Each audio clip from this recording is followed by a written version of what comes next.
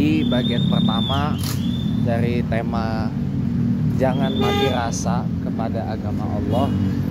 Tadi bentuknya landscape atau lanskap ya. Kalau ini bentuknya potret atau portrait ya.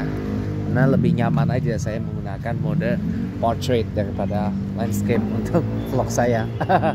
Iya. Begini kawan-kawan ya, kenapa judulnya seperti itu gitu loh. Jangan mati rasa terhadap agama Allah ya. Kita ingat, kita buka lagi Quran, tepatnya Quran surah Al-Imran ayat 19 bait yang pertama dari ayat itu. Inna dina indallahil Islam. Bahwa sesungguhnya agama yang benar di sisi Allah itu hanyalah agama Islam, bukan agama yang lain. Tadi kan asbabun nuzulnya sudah saya sampaikan di bagian pertama, yaitu ketika ada umat Yahudi dan Nasrani itu saling mengklaim agama mereka yang benar. Turunlah ayat itu kemudiannya. Nah, teman-teman semua, kenapa tadi di bagian pertama saya akhiri dengan sebuah pertanyaan? Sebenarnya pertanyaan sederhana itu, tapi dalam. Apakah kita ingin hidup dengan banyak harta, banyak tahta, tapi menderita? Menderita kenapa? Bisa karena sakit-sakitan, tiap hari ke rumah sakit, atau tiap hari minum obat, ya. Atau enggak, mungkin kita resiko berurusan dengan hukum, karena kita nggak tahu harta itu dapat dari mana, tahta itu didapat dengan cara apa. Berurusan dengan hukum kita, kalau nggak dengan hukum pidana, hukum perdata ya sanksi sosial. Nah, menderita itu, ya, menderita itu.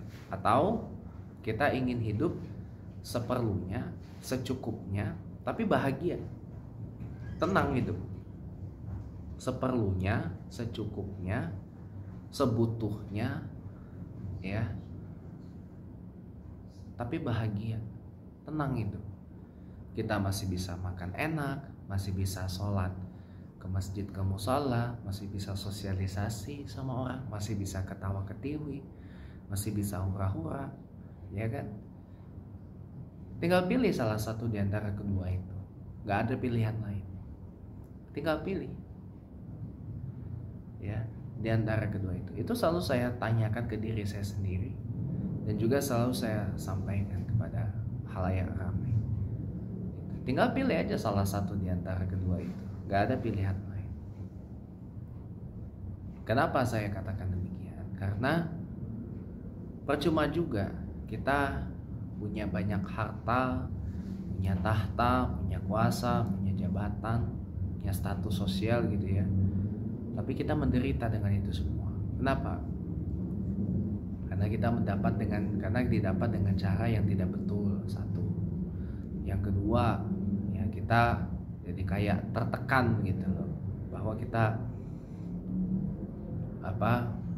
harus kadang-kadang bersaing juga, karena ada orang yang lebih wow dari kita, lebih mentereng dari kita, lebih kaya, lebih sugih kan dari kita, dan seterusnya. Jadi ada rasa bersaing, ada rasa iri gitu, ada rasa dengki. Wah, kita orang ini harus lebih kaya dari orang. Nah, itu menderita. Belum lagi kalau udah berhadapan dengan hukum, tiba-tiba kesandung korupsi, dipanggil KPK, ya, gak tenang itu. Rumah disita, mobil disita, semua disita. Coba bayangin, bahwa begitu kita meninggal gak dibawa, orang belum tentu mau ngurusin, ya, bisa jadi mangkrak gitu. Ada beberapa, saya lihat kemarin di YouTube, beberapa rumah selebritis yang orangnya udah meninggal tapi rumahnya nggak dijual, nggak diapa, mangkrak gitu aja, ditumbuhin hewan liar. Atau nggak usah jauh-jauh deh, dekat rumah saya di Bintar Permais itu, ya, ada rumah pemiliknya sudah lama meninggal, kondisinya mangkrak, ditumbuhi hewan liar. Rumahnya besar, tergolong besar. mangkrak gitu, keluarganya nggak ada yang ngurus keluarganya, karena keluarga udah masing-masing. Belum lagi kalau udah rumah dijual, belum laku-laku. Kenapa? Rawan banjir, rawan banjir, saudara. Ya, itu bukti jelas bahwa yang namanya harta, pangkat, tahta, jabatan, kekuasaan itu nggak dibawa mati. Saya ingat waktu sekian tahun lalu, gelar terakhir, gelar yang kita bawa, pasti kita bawa, titel yang kita gelar adalah almarhum, almarhumah, Allah yarham, Allah yarhamah. Ya, pasti kita akan dipanggil. Titel yang pasti yang melekat di kita adalah almarhum dan almarhumah. Ya, sebagai contoh misalkan almarhum Insinyur Soekarno, atau almarhum papa saya sendiri, almarhum Surya Perlindungan Siregar.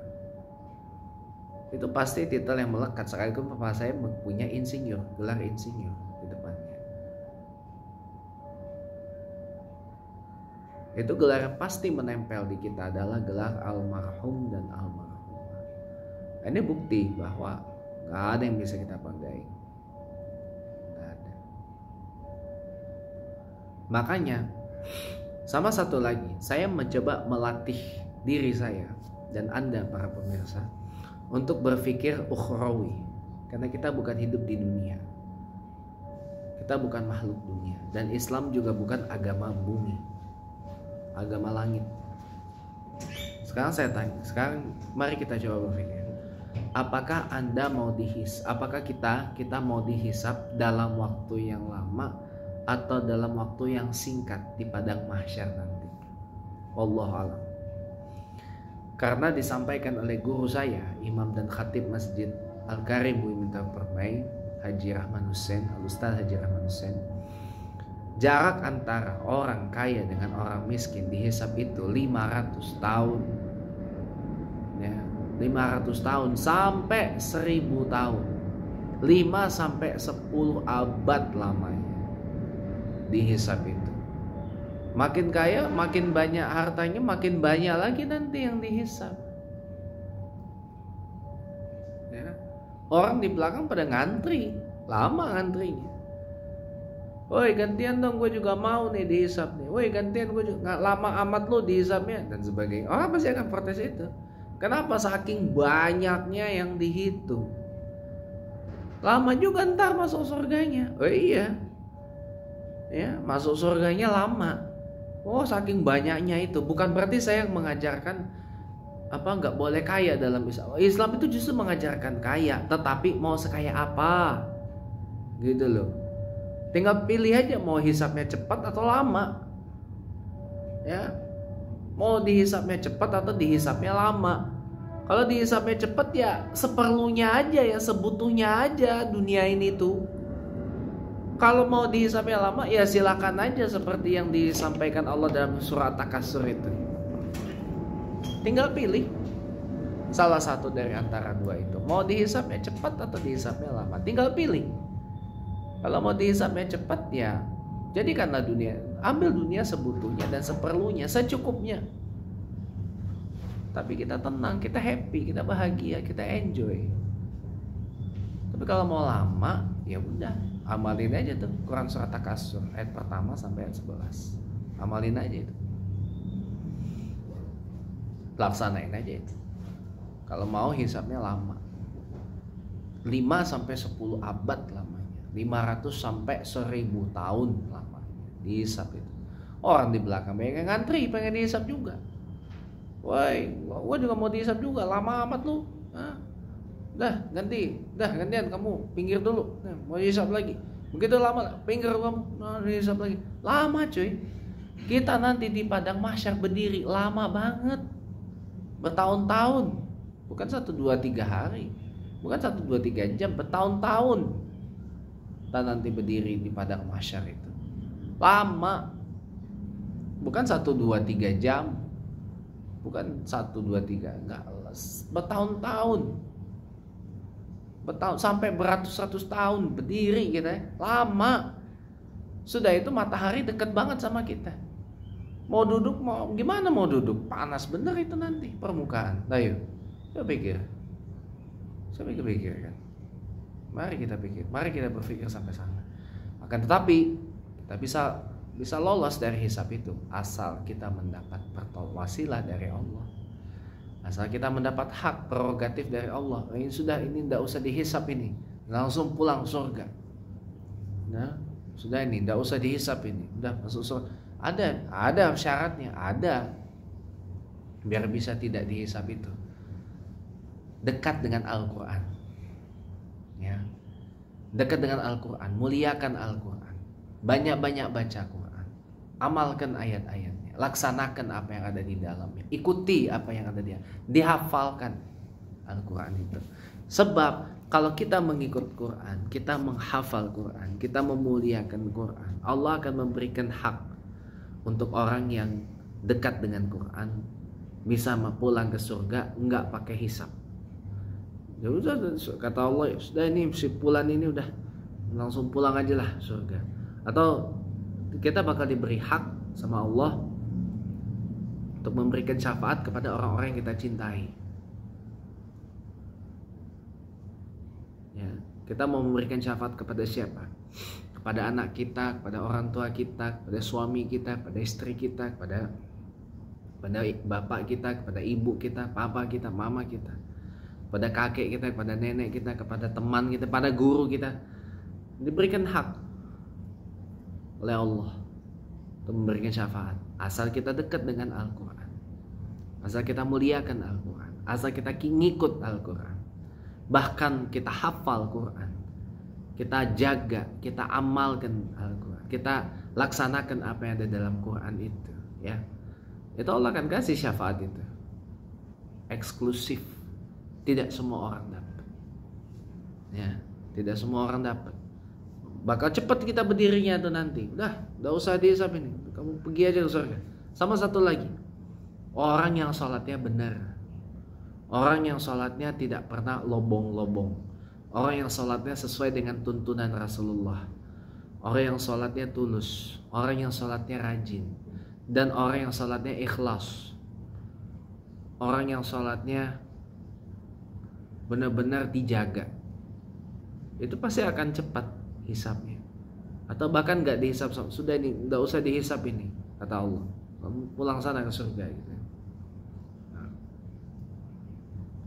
itu. Jadi kita cobalah berpikir sampai ke sana. Islam ini bukan agama dunia, teman-teman. Bukan agama bumi, agama langit. Kita ini makhluk langit, bukan makhluk bumi. Ya.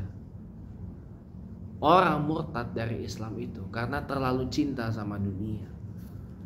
Terlalu cinta sama dunia, mengikut agama bumi, mengikut agama duniawi. Yang notabene agama atau ajarannya itu tidak divalidasi oleh Allah. Kalau sudah tidak divalidasi oleh Allah, ya bagaimana? Banyak hoaxnya, banyak palsunya. Masa manusia dijadikan Tuhan? Masa manusia disembah sebagai Tuhan? Masa ia menuhankan Nabi, menuhankan Rasul, menuhankan guru? Itu kan ciri-ciri agama dan ajaran yang tidak divalidasi oleh Allah itu seperti itu. Lama saya kita orang Islam mengikut yang kayak gitu, mikir. Kita ini yang Islam KTP-nya atau kitanya yang sih? Jangan-jangan seperti yang saya sampaikan beberapa waktu lalu, kita ini beragama cuma untuk memenuhi kolom identitas doang. Kita ini memilih agama cuma untuk memenuhi kolom identitas di KTP. Atau kita terpaksa beragama tuh karena keturunan. Ya.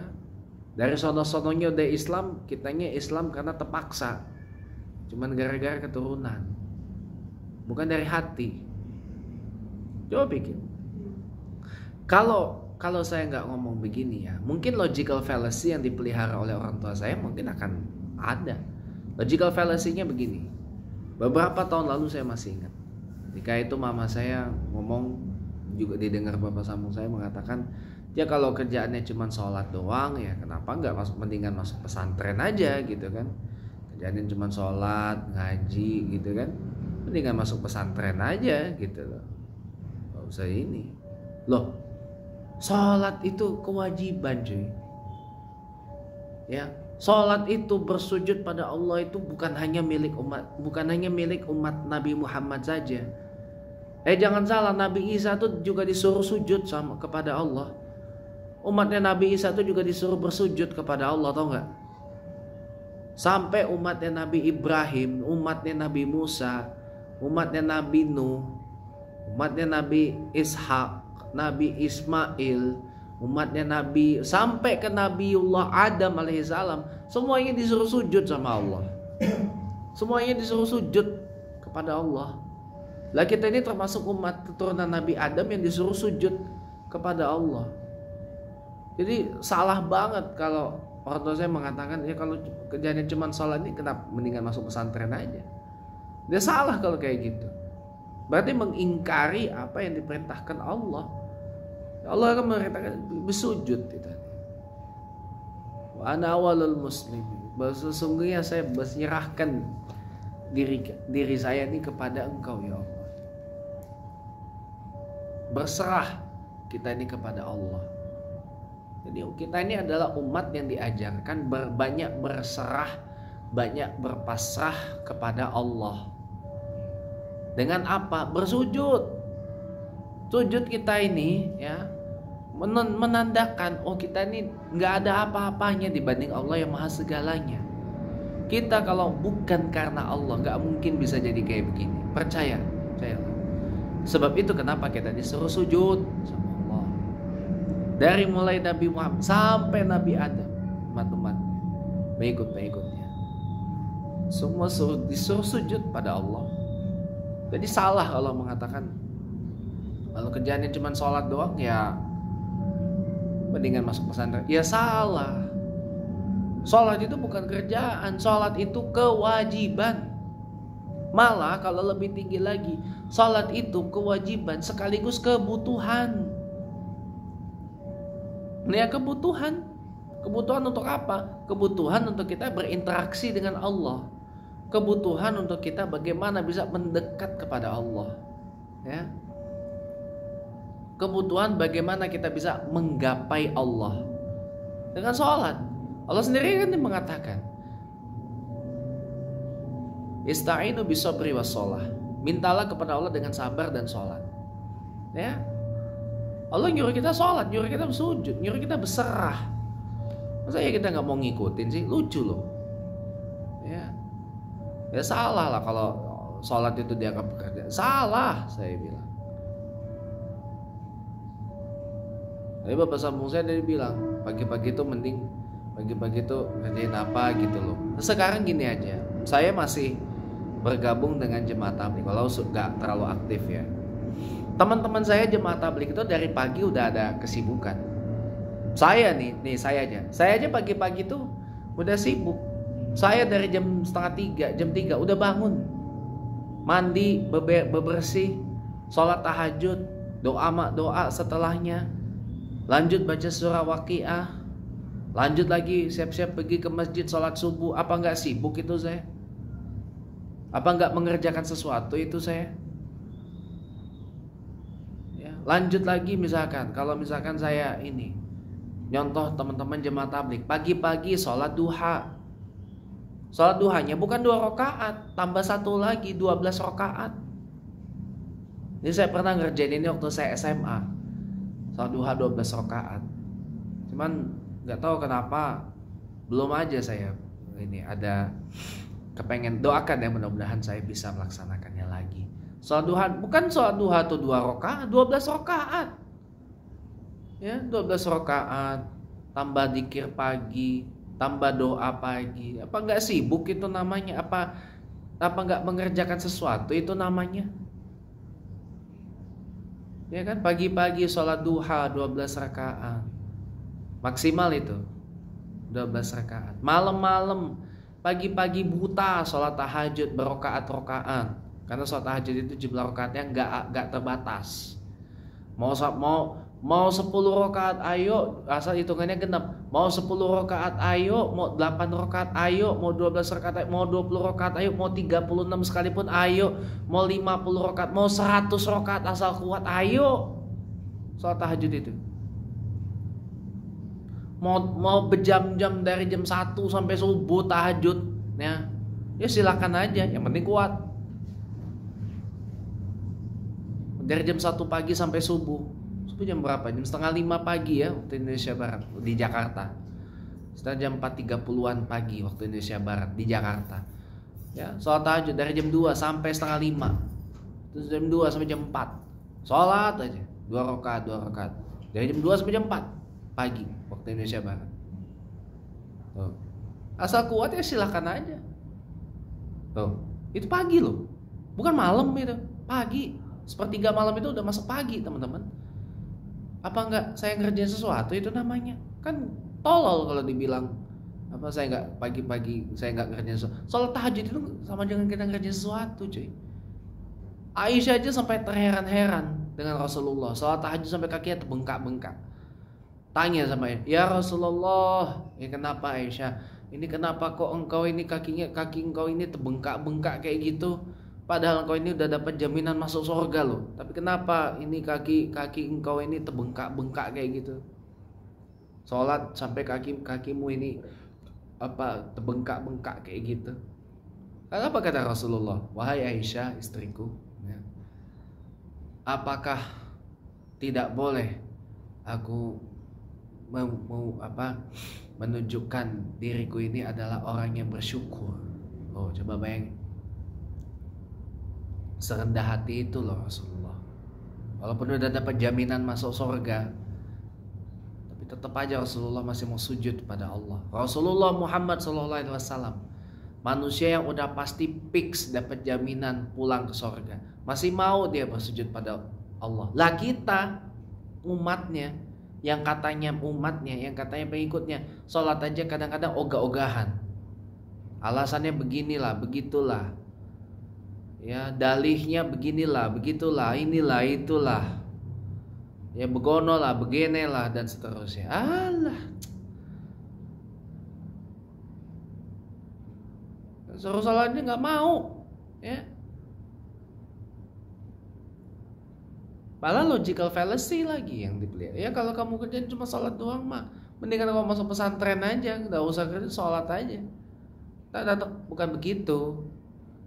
Kerja tetap, usaha tetap, ya.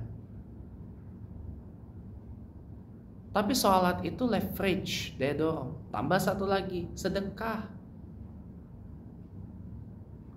Orang kalau rajin sholat, insya Allah urusan dipermudah, hidup tenang, hati bahagia. Ala bizikrillah tatma'innul qulub. Bait terakhir dari Quran surat Ar-Ra'd ayat 28. Ya.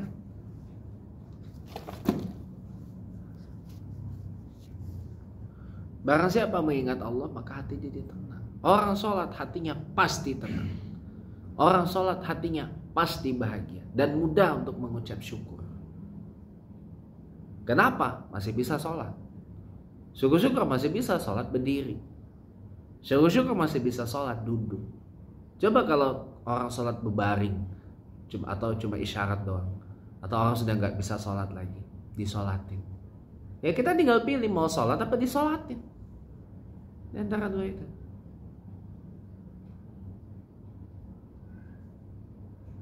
Pikir aja, cobalah pikir sampai ke sana. Saudara, kenapa saya ngomong begini? Karena kita sekali lagi bukan makhluk dunia. Kita di dunia ini cuma bentaran doang, cuma dalam hitungan jam. Ya, Anda pun beli buku Kiai Topik Nuh, ya. Kita hidup di dunia ini hanya 1,5 jam. Usia 60-70 setara 1,5 jam. Usia 80-90 cepek sahabat itu udah setara 2-2,5 bahkan 3 jam maksimal kita ada di dunia ini. Kalau sekarang, ya. 3 jam. Karena satu hari di akhirat itu sama dengan 1000 tahun.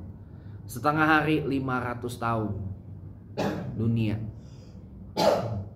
Kita di dunia ini cuman kurun dalam hitungan akhirat itu ya 2-3 jam, maksimal itu 3 jam.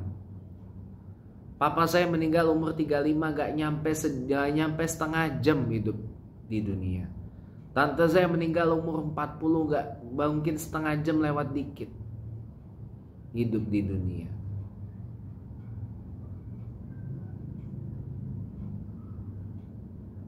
Cuma bentaran doang kita ini hidup di dunia ini. Gak ada apa-apanya. Ya, gak ada apa-apanya. Anaknya teman saya, umurnya setara dengan saya 30. Kemarin meninggal karena kanker otak. Itu gak nyampe setengah jam hidup di dunia. Coba bayangkan. Pikir aja ke sana. Ini bukti. Kalau kita mati rasa sama agama Allah ya, habis kita. Gak akan ada apa-apanya. Makanya ayo ya, jangan mati rasa kita dengan agama Allah ini.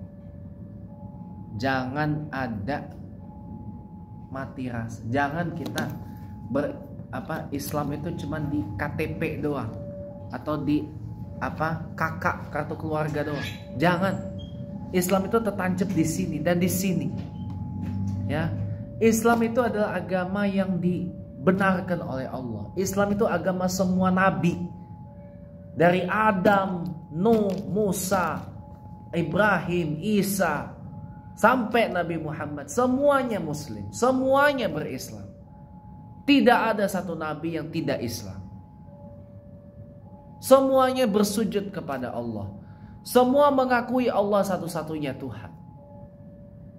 Kitanya aja yang mudah kebawa konsep buatan orang. Ini manusia dituhanin, kan goblok. Ya. Jangan, saya bilang, jangan ikuti yang begitu-gitu. Ya. Karenanya mari kita tumbuhkan rasa cinta kita kepada agama Allah ini. Mari kita muliakan agama Allah ini. Dengan apa? Dengan kita mengikuti apa yang telah disyaratkan oleh Allah. Jangan kita cinta dunia, tapi kita harus mencintai yang menciptakan dan yang punya kita, yaitu Allah Subhanahu wa ta'ala. Ingat sekali lagi, salat itu bukan pekerjaan. Salat itu bukan hanya sekedar kewajiban, tapi kebutuhan. Jadikan salat sebagai kebutuhan kita berinteraksi, bersujud dan berserah diri kepada Allah Subhanahu wa ta'ala. Mudah-mudahan ada manfaatnya. Saya sudah dulu sampai sini karena mau azan salat Isya. Nasr minallah fathun qarib basyiril mu'minin. Hasbunallah ni'mal wakil ni'man nasir wa ni'mal maula ni'man nasir. Ya, inna dinallahil Islam. Allahumma fiqh. Assalamualaikum warahmatullahi wabarakatuh.